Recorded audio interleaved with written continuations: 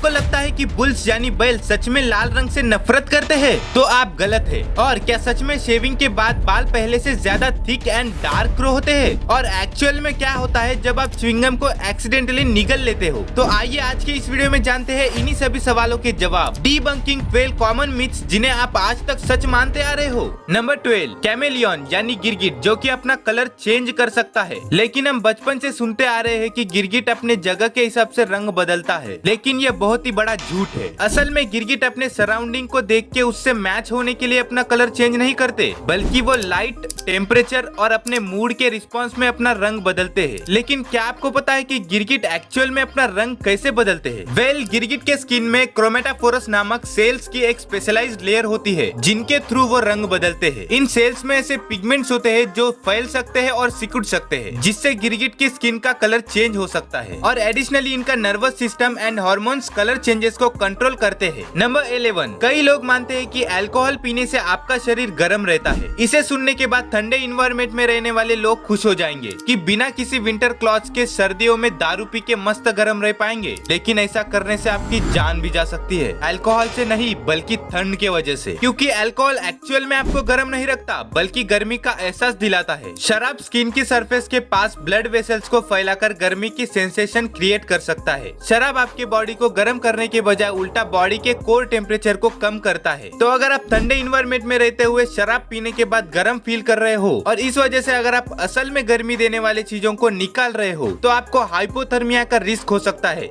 Number 10, आपको bull fight तो पता ही होगा, जिसमें कोई इंसान लाल दुपट्टा या लाल रुमाल की मदद से बैल को भड़काने की कोशिश करता है और वो गुस्सा हो भी जाते हैं। तो क्या इसका मतलब ये हुआ कि बैल लाल रंग से नफरत करते हैं? बिल्कुल नहीं, बल्कि बैल तो लाल रंग के प्रति कलर ब्लाइंड होते हैं। बुल फाइटिंग के दौरान केप के मूवमेंट से उन्हें उकसाया जाता है, ना कि रेड कलर से। अगर रेड कलर की जगह दूसरे कलर के क्लॉथ को बैल के सामने लहराएंगे, तब भी बैल का रिएक्शन वही रहेगा। तो अगली बार जब आपका सामना किसी बैल से हो, तो उसके सामने कुछ भी लहराने की सोचना भी मत, और आपका वहां से चुपचाप निकल जाने में ही भलाई है। नंबर 9, कहते हैं गोल्ड फिश की मेमोरी सिर्फ 3 सेकंड्स की ही होती है, लेकिन ये बस एक मिथ है और कुछ नहीं। गोल्ड फिश की मेमोरी 3 सेकंड से भी ज्यादा की होती है, और कुछ स्टडीज से पता चला है कि गोल्ड फिश चीजों को महीनों तक याद रख सकते हैं, और यहाँ तक कि वो ट्रिक्स भी सीख सकते हैं। इवन गोल्ड फिश अपना खाना ढूंढने के लिए या उन्हें याद रखने के लिए लैंडमार्क्स का यूज करते हैं, जो दर्शाता है कि उनकी याददाश्त मिथ से कहीं ज्यादा कॉम्प्लेक्स है। नंबर 8, क्या सच में शेविंग के बाद बाल पहले से ज्यादा थिक एंड डार्क ग्रो होते हैं? नहीं, लेकिन कई लोग आज तक इस मिथ को सच मानते हैं। सच तो यह है कि जब आप शेव करते हो तो आप हेयर्स को स्किन से रिमूव नहीं कर रहे हो, बल्कि बाल इसके बेस से कट होते हैं, जिस पॉइंट पर बाल थिक होते हैं। शेव करने के बाद बाल अपने बेस से रीग्रो होते हैं, यानी इसका थिकर पॉइंट ग्रो होता है, जिस वजह से लगता है कि बाल पहले से ज्यादा थिक हो गए हैं। हालांकि समय के साथ बाल हर दिन डैमेज होने के साथ पतले होने लगते हैं। Number 7, the great wall of China, जिसे आप स्पेस से भी देख सकते हो। ऐसा आपने कहीं पढ़ा या सुना होगा, लेकिन ये झूठ है। The great wall of China naked eyes से दिखाई नहीं देता। बिना किसी मैग्निफिकेशन के इसे देखना नामुमकिन है। एस्ट्रोनॉट्स का कहना है कि मैग्निफिकेशन के बाद भी उस वॉल को देखना मुश्किल है। हालांकि ये वॉल अप्रोक्सीमेटली 13,170 माइल्स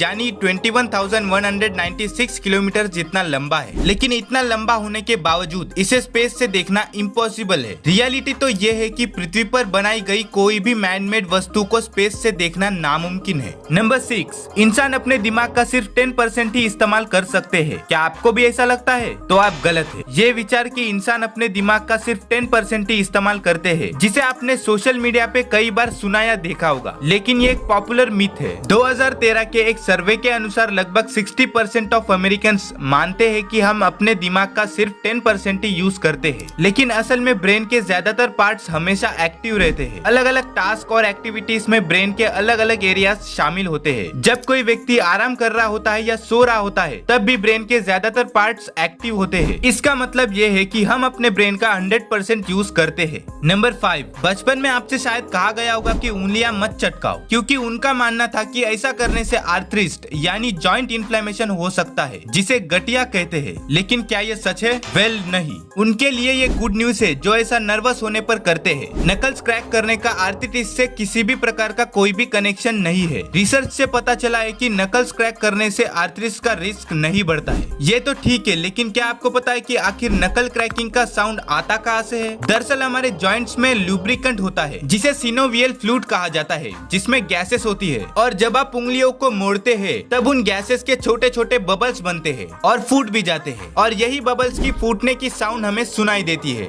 नंबर 4, आपको भी बताया गया होगा कि गाजर खाने से आईसाइट इंप्रूव होती है, और रिसर्चर्स ने बताया है कि कैरेट्स डेफिनेटली आपकी आंखों की ओवरऑल हेल्थ के लिए बहुत ही अच्छे होते हैं, और गाजर विटामिन ए से भरपूर होते हैं जो कि आईसाइट के लिए इम्पोर्टेंट है। लेकिन इन्हें बहुत ही ज्यादा मात्रा में खाने से आपको कोई सुपर हीरो विजन या नाइट विजन नहीं मिलेगी। ऐसा माना जाता है कि ये मिथ वर्ल्ड वॉर 2 से दुश्मनों को धोखा देने के एक तरीके से बाहर आया। नंबर 3, एक बहुत ही पॉपुलर मिथ है कि आप एक्सीडेंटली च्युइंगम को निगल लेते हो तो वो गम 7 साल के लिए आपके पेट में ही रह जाएगा। हालांकि च्युइंगम को पचाया नहीं जा सकता, लेकिन क्या इस वजह से वो 7 साल के लिए पेट में ही रह जाएगा?